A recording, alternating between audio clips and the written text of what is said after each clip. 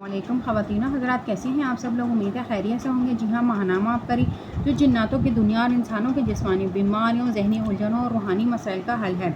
इसमें टॉपिक है जादू, बीमारी, घरेलू झगड़े और सब दुश्मन बन गए हैं। मोहतरम शेखुल वज़ीफ़ साहब, अस्सलाम वालेकुम। अल्लाह पाक आपका साया हमारे सर पर सलामत रखे, आमीन। हम बहुत से मसाइल में घिरे हुए हैं, आप हमारे लिए कोई हल तजवीज़ फरमाइए। हमारा सुकून चैन सब ख़त्म हो चुका है। मेरी वालदा जब से शादी होकर आई हैं जादू के मसाइल का शिकार हैं। वालिद और वालदा की नाचाकी नाइतफ़ाक़ी रहती है।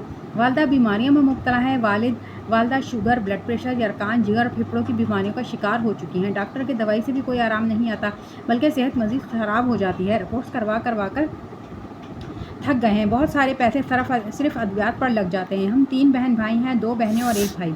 हमारी शादियां अभी तक नहीं हो रही। उम्र लगभग 30 तक पहुंच चुकी है। जब से रिश्ते देखना शुरू किए तब उम्रें 19-20 साल थी। इतने साल हो गए रिश्ते तलाश करते हुए, लेकिन अभी तक कहीं नहीं हुआ।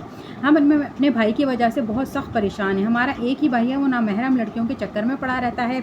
एक से जान छूटती है तो दूसरी के पीछे पड़ जाता है। कभी किसी से शादी करनी है तो कभी किसी से रिश्ता मांगो, यही चलता आ रहा है। माँ बाप की नाफरमानी दिल दुखाता। जब वालिदैन इसे समझाते हैं तो बदतमीजी, लड़ाई, घर छोड़ने की धमकी, गुस्सा और नाराज़गी कई दिन रहता है। आजकल जिस लड़की के साथ दोस्ती अपनी कमाई का आधा हिस्सा इसे भेजता है। घर कभी दिए और कभी ना दिए, इसी को खिला रहे हैं। वो लड़की अकेली नहीं, इसका पूरा घर ही भाई के पीछे पड़ा हुआ है, हाथों में लिया हुआ है। जो चाहते हैं भाई वही करते हैं। भाई अब फ्रांस गए हैं, अब लड़की के भाई पीछे लगे हुए हैं कि इन्हें भी बाहर बुला लें, और इस बात का दबाव है कि लड़की से बाहर ही निकाह कर लें, घर में अभी ना बताएं और निकाह के बाद घर वालों को मना लें। हमारा अकलौता भाई है, माँ बाप की इससे बहुत उम्मीदें लगी हुई हैं कि हमारे बुढ़ापे का सहारा है, लेकिन भाई इतने ही अखड़े रहते हैं। जब इनको समझाते हैं तो माँ बाप को दुश्मन समझते हैं। कहते हैं कि मुझे पता है कौन मुखलिस है और कौन नहीं। लोग हमें ताने देते हैं, रिश्तेदारों ने जीना हराम कर दिया है। जिसके साथ हम नेकी करते हैं वही डसता है। ख़ानदान में सब हमसे नफ़रत करते हैं। ना कोई रिश्तेदार हमारे घर आता है, ना हमें अच्छा समझता है।